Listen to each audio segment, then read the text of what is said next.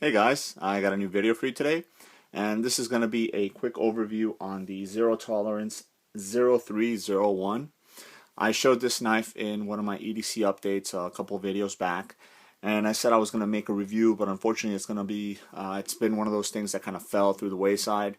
And I did have some people ask me to go ahead and show it and give my opinions and stuff like that. So I figured I'd go back to it and go ahead and show it. So obviously this comes in the standard zero tolerance knife box. I normally would go through the whole opening stuff, but I actually had this knife put away already, so I had the box somewhere else. So that's pretty much it. American built, obviously. If you guys don't know, zero tolerance is part of the Kershaw brand. It's kind of like they're more tactical knives, I guess you could call them. So it is manufactured by Kershaw. So let me give you a couple specs on the actual knife itself.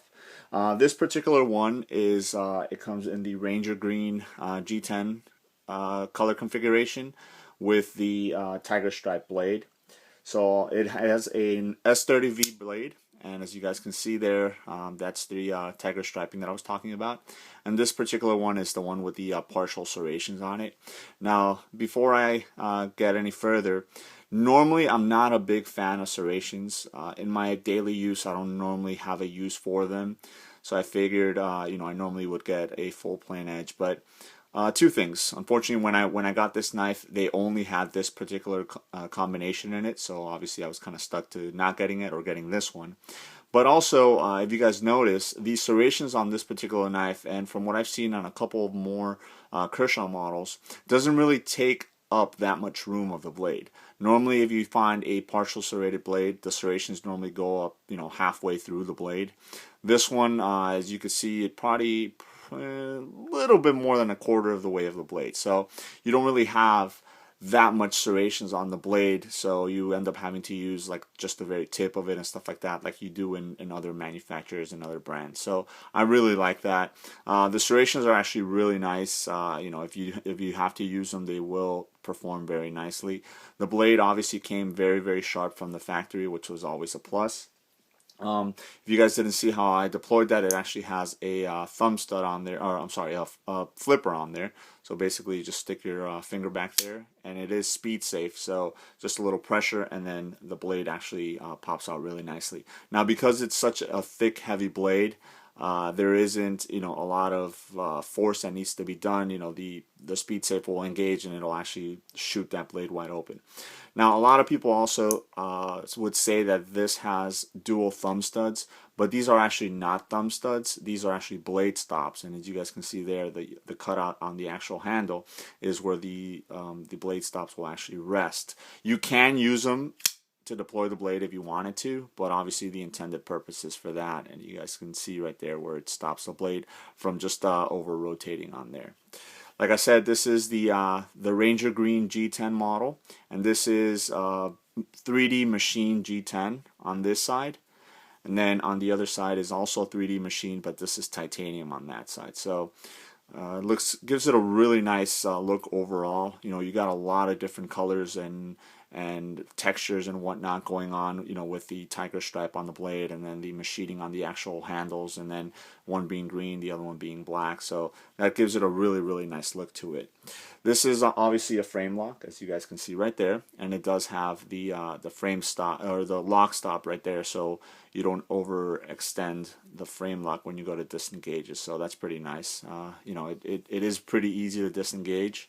I didn't find any trouble or anything like that. The lockup is very, very nice. There's no play left, right, up or down or anything like that, so that's always good. Now, the length of this blade right here is 3 3/4 inches, so you got a really nice everyday blade, so you can use for pretty much anything that you would need on a daily basis.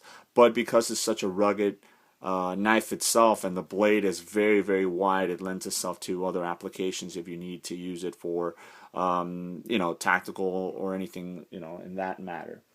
The overall length of the actual knife is a little bit over 8 inches, or right at 8 inches. So it's a pretty big knife, and then it comes in at 8.6 ounces. So it's definitely a beefy, heavy knife. You guys can see how thick the the handle is right here, and then you have the back spacer right there. But it ergonomic wise, it's very, very comfortable, which is one thing that I did like.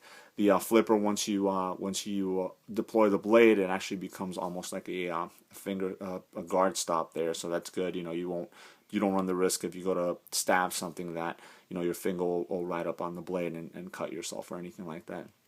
It does have a 4-way removable pocket clip, so you can actually have it tip up or tip down, left or right hand carry, which is really nice. So you get a lot of different options, whether you're left-handed or right-hand, and it has a pretty nice lanyard hole there. So if you want to put a lanyard on this, you can go ahead and do so.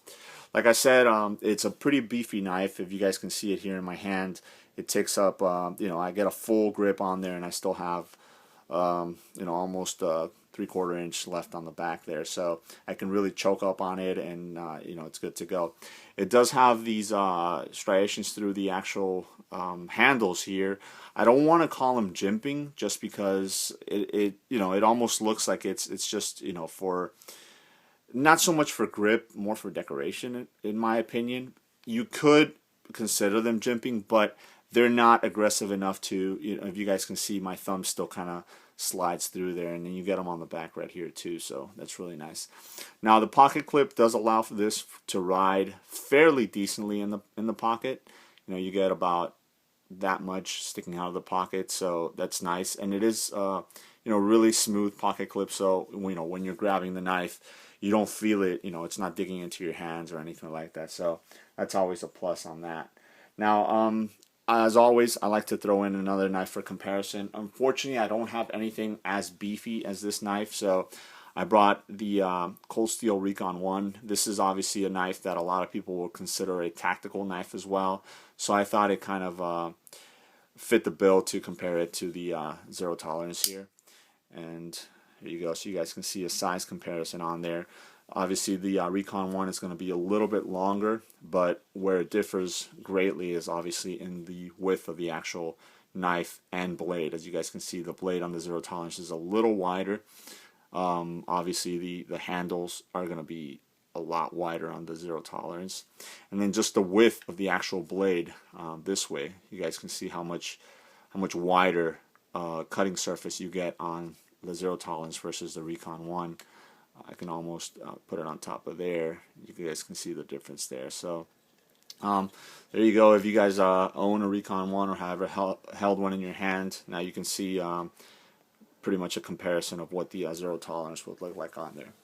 Overall, I was pretty impressed with this knife. I mean, it's I would have never thought that it would have been this good, just because of how beefy and heavy and all that is. But once you have it in your pocket and you deploy it and you start using it, it's really a nice knife. I mean, it deploys really fast. You get a lot of cutting surface, and obviously with this one being the partially serrated option, you still got that serration option, but you see how much more of the blade you have. So if you don't ever want to use the serrations on there, if you do end up having to pick up a model like this, you still have more than enough blade to be able to use and do whatever it is that you want with. The the ergonomics on it is pretty much what really sold me on this knife. The weight is, and you've heard me use this term before, it's a good weight. It is a heavy knife at 8.6 ounces, but you can tell that the weight behind it is a good indication of how rugged and sturdy this knife is going to be. So I would definitely recommend it. I mean, maybe not for everybody as far as EDC goes, but if you do want to have a knife in your collection that you can always not worry about putting it through the paces and that it's going to damage or anything like that, and you got good materials, S30V blade, titanium, frame lock, and all that, then this is obviously a good choice. And just the color combination is really nice as well. So I hope you enjoyed that, and let me know if you guys have any questions. All right, thanks.